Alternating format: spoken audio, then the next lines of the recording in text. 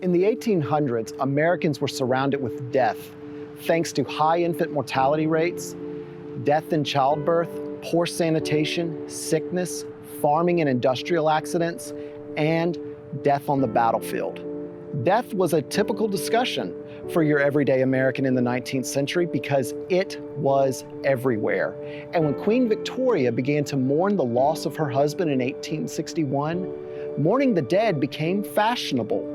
You see, Americans considered the Queen to be a trendsetter, and so grieving the dead became chic. It became an artistic expression, a way of life filled with ritual and custom, so much that manuals were created dictating what people should wear, how people should act, and even how you should prepare the home.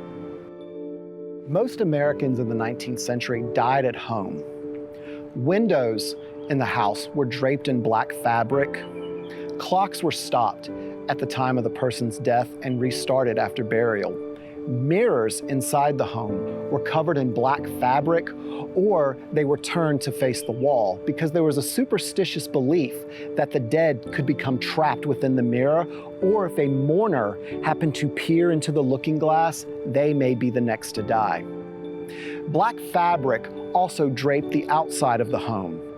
A passerby may notice a white ribbon tied around the black fabric, indicating the death of a child, or a black ribbon tied around the fabric, indicating the death of an adult.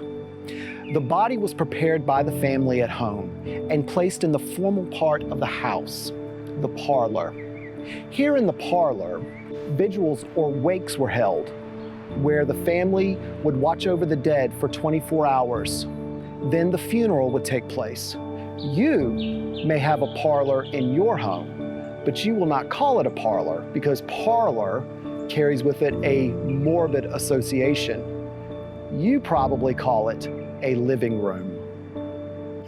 Now, there were guidelines for what you had to wear when you were mourning in the 1800s. Etiquette governed what a woman should wear in the first year and onward if she was in grief. For the first year of mourning, a woman had to dress in black from head to toe.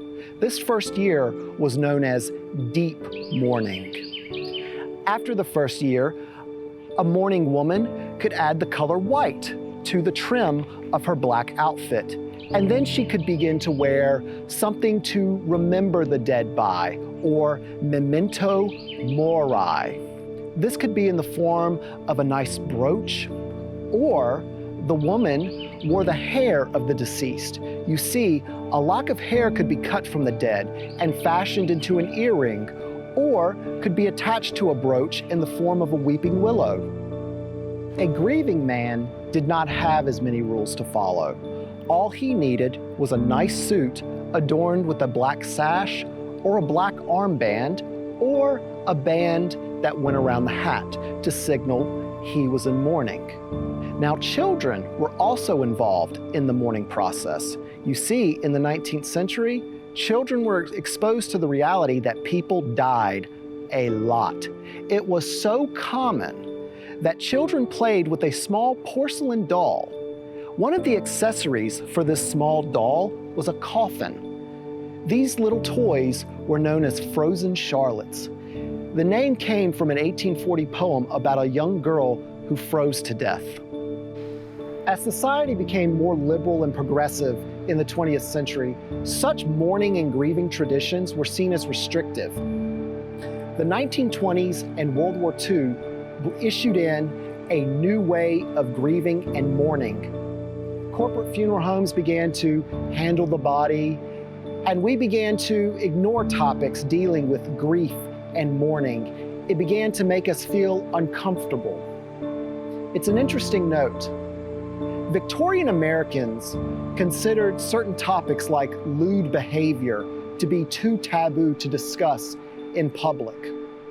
But yet modern Americans, when it comes to death, the transition from life to the presence of God, they don't want to talk about, but they would embrace sinful actions. And so I ask you, what does that say about our society?